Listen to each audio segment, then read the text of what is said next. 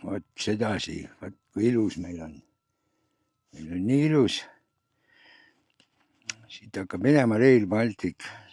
See on põhimõtteliselt, seisan praegu Järvakandi raudteejaam peaks tulema siia. Mitte see, mis praegu pildi peal on, aga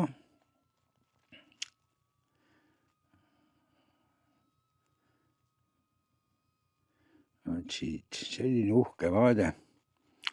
Veel mõni aasta tagasi oli siin igal pool mets, aga nüüd on kõik maha võetud. Ilus tore, uhke muidugi, kui tuleb raudteejaam ja puha, aga selline see elukene meil siin on. Ega kurta ei saa, kui tuleb rongiliiklus, siis on ju vahva iseenesest. Jama on ainult see muidugi, et ta on teise rööpme laiusega, see tähendab seda, et neid ronge ei saa kasutada mujal. Muid ronge ei saa siin kasutada, nii et on selles mõttes kuidagi natukene absurdne see värk, aga kuidas ta siis olla nii, nagu ta on. Vaatame. Aga päris katastroof näeb välja, et ikka ma siin käisin, sõitsin metsa vahel neid teid pidi, et ikka need inimesed, kes peavad iga päev neid teid kasutama, siis neil on tegelikult päris jama see värk. Aga näete, kõik siuksed laiad alad, need on võetud ju metsa maha. Ja tagasi tuli vinge lumesadu, siis ma ei saanudki filmida. Tahtsin filmida, et ilus oleks. Ja siin lähedal on karjäär ka kohe muidugi tehtud, seal on hunnik metsa maha võetud, iseenesest sinna tekivad siuksed basseinid, äkki saab tulevikus ujumas käia. Ei ole halba ilma heata, nagu öeldakse. Aga ütleme, suurem osa jamast on ikkagi see, et mis mul täna idee tuligi, et vaatasin Google Mapsi arvutist ja vaatasin ikka, et ikka jõhkrad augud on metsades sees, et me siukest ühist suurt metsa nagu ei olegi. Igal pool on niuksed augud sees, et põhimõtteliselt on nagu sellised väiksed võsad. Vot see seal tagapool ongi nagu suur karjäär.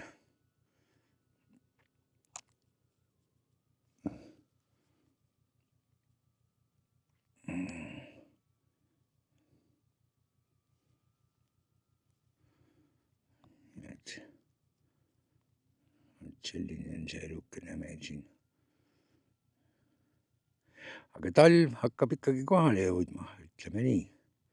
Selles mõttes ei ole ju väga kurb. Et päris tore.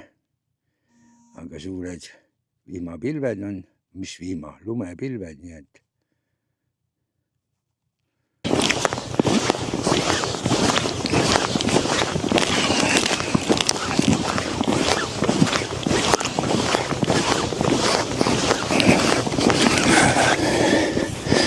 niimoodi, sõbrad, teeme Järvakandi TV-d üle hulga aja, aga ma sain omal Järvakandi TV logo ka, et nüüd ta on siin üleval kuskil saab, et siis on niimoodi, et vaatasin täna, et tulen proovin droonivideot natuke teha ja vaatame, kui kaugel meil siis see Järvakandi raudteejaama ehitus käib. Mis on ühest küljest muidugi ilus tore, saame raudteejaama endale siia, aga teisest küljest, ütleme, olgem ausad, on ikka päris nutune see asi.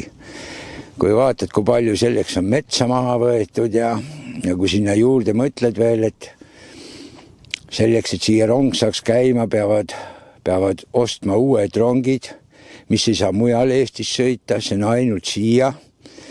Nii et ma ei kujuta ette, kui siia rong peaks kunagi käima hakkama, et mis see pileti hind hakkab olema, sest ega kogu see infravärki tuleks ju hooldada ka ja see on kindlasti jube kallis ja kui see rong saab ainult siit kaudu Pärnu peale sõita, et noh, jah.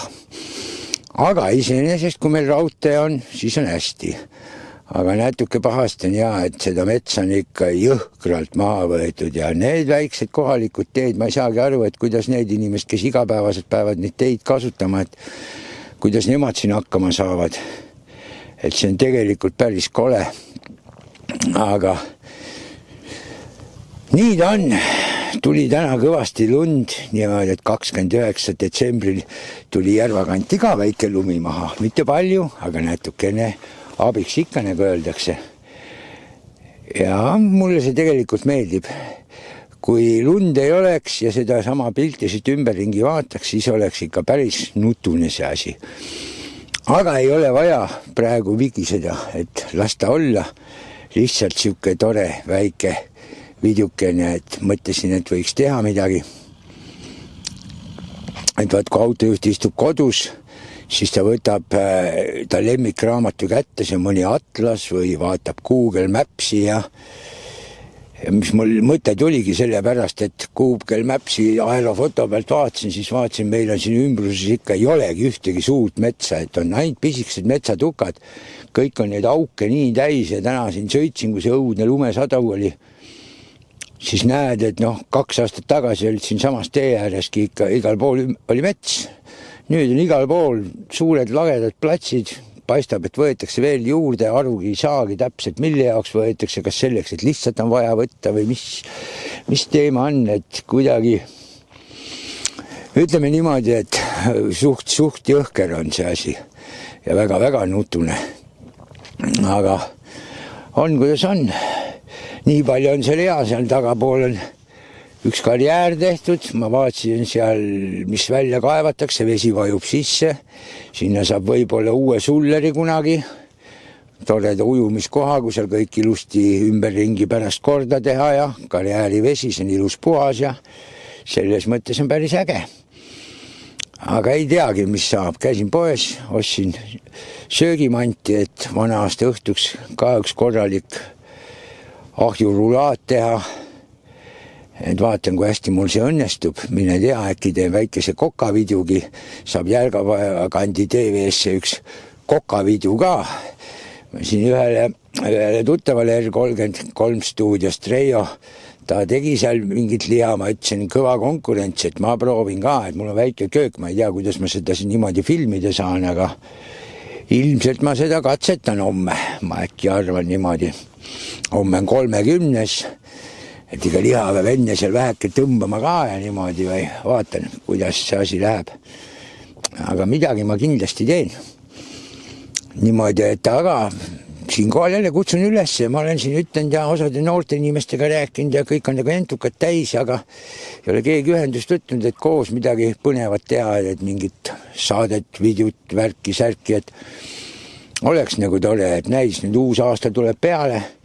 Eks siis peab mina ka jalad kõhu alt välja võtma, hakkama kondama mööda meie vallavalitsust, siis peaks olema seal kogu uus juhtkond ja uued liikmed ja asjad peaks paigas olema, nendega ka tegema juttu, rääkima, et mis plaanid on ja mida tehakse ja mida ei tehta ja kui hästi või halvasti meil läheb. Suures pildis ma arvan, et Järvakandis läheb päris hästi ja Kehtna vahel sõidad on ilus ja eile sõitsin Eidaperest läbi. On näha, et elu käib, kõik majad ilusti korras. Aga eks ole siin meil neid väikseid miinuskohti ikka, et kus on tööga, kuidas on ja tänapäeval nagu on, ei ole neid töökohti võtta nii palju, kui oleks vaja. Aga oleme optimistid. 2025 lõppeb ära, tuleb 2026. Lootma ju peab alati, äkki läheb paremaks. Ja miks see peaks minema? Kui me ise püüame, siis ilmselt läheb ka ja ongi tore. Nii et selline olla. Ma panen siia pildid ka, mis ma siin eile sai Mukri rabas käidud. Et seal ka ilusad vaatad, et pane mõne selle pildi ka siia juurde ja äkki mingi toreda muusika ja jääme kevadet ootama ja toonekurgesid ja vaatame, mis meil siin põnevat saab. Kindlasti meil siin hakkab midagi juhtuma, aga kogu Kehtna valla rahvas, teile soovin siis kõigile ilusat vana aasta lõppu ja toredat optimistlikku uut aastat. Loodame, et uuel aastal meil kõigil läheb tunduvalt paremini kui sel aastal.